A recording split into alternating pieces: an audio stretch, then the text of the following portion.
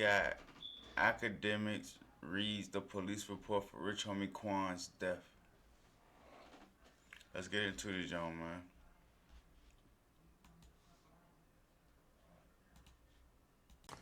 We do have Rich Homie Quan's death incident report. And this kind of tells us a lot, right? So this is the incident report about the death of Rich Homie Quan.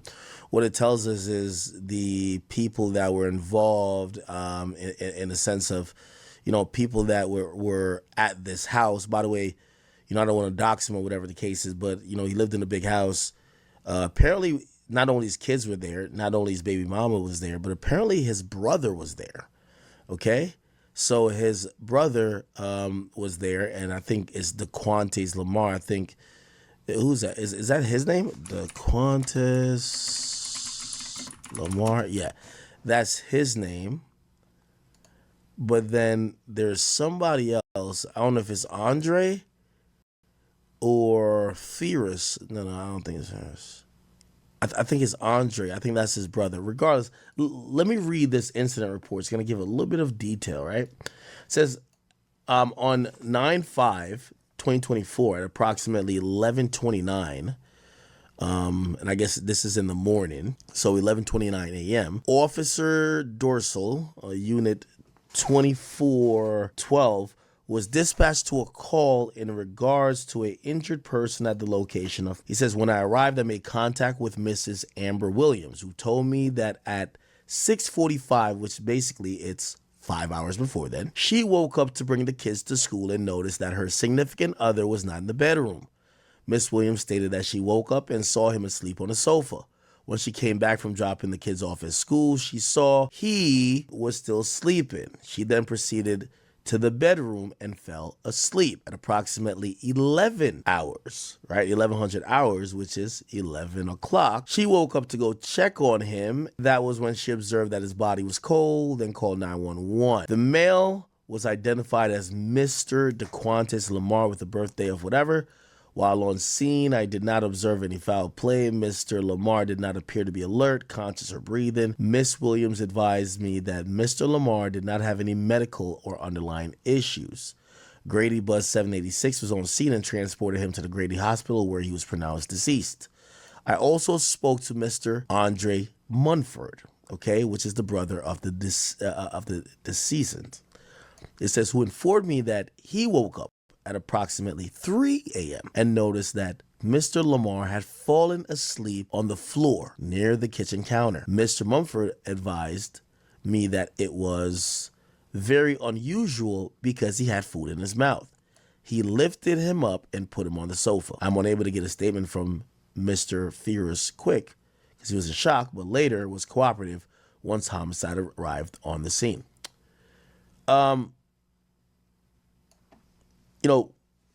I stand with saying that I don't believe any foul play was involved with Rich Homie Quan's death. I do think it's an accidental overdose. And even though y'all going to say, oh, no, this person tried to kill him, this and third, I really think it's an accidental overdose.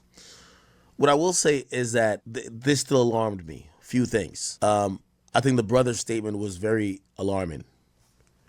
If you find your brother passed out with food in his mouth, like, you have to remember, we know people fall asleep. We know sometimes people be off drugs and maybe pass out. Man, that's crazy.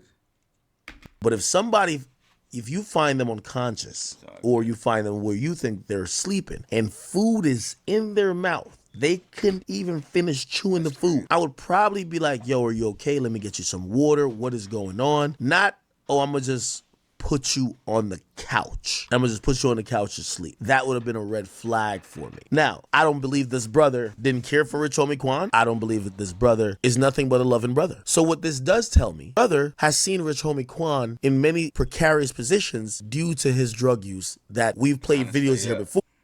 Has seen Rich Homie Quan in many precarious positions due to his drug use that we've played videos here before where people even verbally said to Rich Homie Quan, you're a junkie. Now, granted, we as a population and the public and fans, we probably didn't see too much of the quote-unquote junkie behavior, but apparently people around him didn't know of his drug use. And if he did die of drug, it's very possible that maybe the drug use was rampant and was going on for months, if not years. So them finding him passed out, even though passed out with food in their mouth is a little bit unusual, they thought, oh, no, he's just off that shit again. Let's just make sure he's, put him on the couch, make sure he's good. Again, there's no conversation about them checking vitals at that point. And allegedly, the young woman, which is the baby mom's, only checked his vitals when instructed by the police when she called 911. So essentially, I got to believe that his drug use was so normal that they felt, oh, he gonna be all right, just put him back on the couch. That's also a problem if that was the case, right? Again, very sad. These are additional details that come in about RichHomieQuan's passing. Obviously, the official toxicology report has not been concluded yet, even though they are saying that they have done all necessary things with the body. They're apparently releasing the body, or have released the body to the, so the medical examiner has released it to the morgue. The family is then going to plan a funeral, and they want to do a supposed extravagant funeral that is public, over the top, because they feel like RichHomieQuan was a legend, and he was. He's going to have a public funeral. Don't know where the venue is going to be at, but apparently we're hearing from the medical examiner and the detectives that they have concluded all the autopsy and collected whatever samples they needed to run whatever tests they will do later, which obviously is going to be a toxicology report. So we're going to hear an official cause of death or method of death based on what they find with that. But apparently they no longer need to keep the body. So they're going to release it to the father, and the father's going to go forward with a funeral. Again, I don't want to blame the brother, even though I did mention that didn't sound too normal. Grief is a hell of a thing, bro.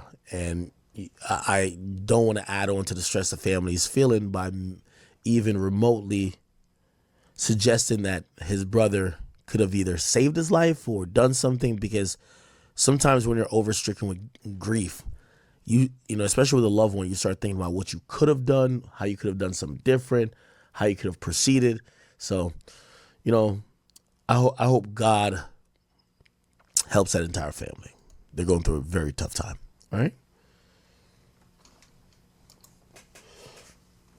Yeah. All right, man, I'm about to go ahead and wrap it up. Y'all like, comment, subscribe. I see y'all on the next video. Stay blessed.